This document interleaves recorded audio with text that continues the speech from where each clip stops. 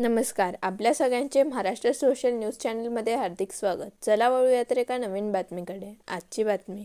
धुळे महानगरपालिकेच्या निवडणुकीसाठी गेल्या 30 ते 35 वर्षांपासून भाजपचे काम करणाऱ्या कार्यकर्त्यांनी उमेदवारी मागितली होती. यासोबतच प्रभाग क्रमांक 16 मधून किन्नर आखाड्याचे उपाध्यक्ष असलेल्या पार्वती जोगी यांनी देखील भाजपकडे उमेदवारीची मागणी केली होती. पार्वती जोगी या भाजपच्या सदस्य आणि पदाधिकारी असून त्यांनी पक्षाकडे उमेदवारीची मागणी करून देखील त्यांना उमेदवारी देण्यात आलेली नसल्याने पार्वती जोगी यांनी भाजपविषयी नाराजी व्यक्त करीत पक्षात निष्ठेने काम करणाऱ्या कार्यकर्त्यांना संधी देण्यात आली नसून बाहेरून आलेल्या उपऱ्यांना संधी देण्यात आल्याचा आरोप पार्वती जोगी यांनी केला आहे.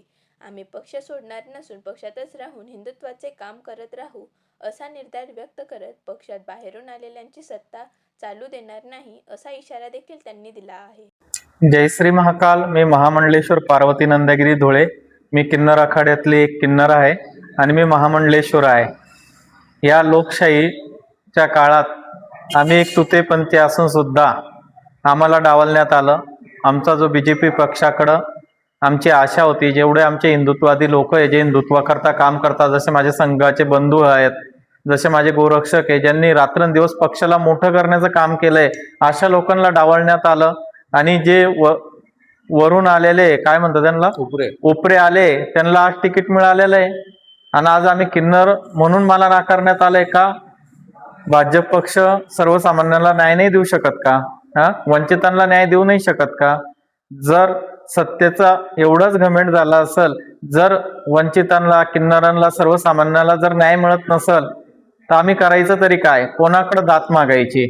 आज आम्ही सगळे, जेवढा आमचा संघ परिवार होता, हिंदुत्ववादी लोक होतं, संत लोक होतं, आज आम्ही सगळे जमून इथं एक बंड पुकारण्याकरता बैठक केलेली आहे की आम्ही पक्ष तर सोडणार नाहीये, पण पक्षात जे उपरे लोक आलेत यांची बी सत्ता आम्ही चालू देणार नाहीये. कारण की जे दुसरं पक्ष सोडून आज आपल्या पक्षात येऊन तिकीटून आमच्या जुन्या कार्यकर्त्यांवर हुकूम चालवतील, ते मंचावर बसतील. आमचे जे कार्यकर्ते ज्यांचा 25-25, 50-50 वर्ष ज्यांनी ह्या हिंदुत्वाला दिलेले, ह्या भाजपाला दिलेले, आज ते त्यांचं कुठंच मान सन्मान राखत नाहीये.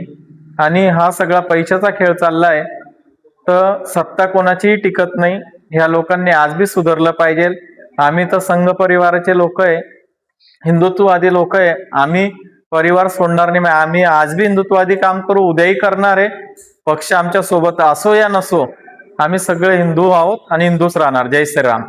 बातमी आवडल्यास चॅनलला लाईक व सबस्क्राईब करा व दररोज अशा नवनवीन बातम्या पाहण्यासाठी चॅनलला फॉलो करा. धन्यवाद.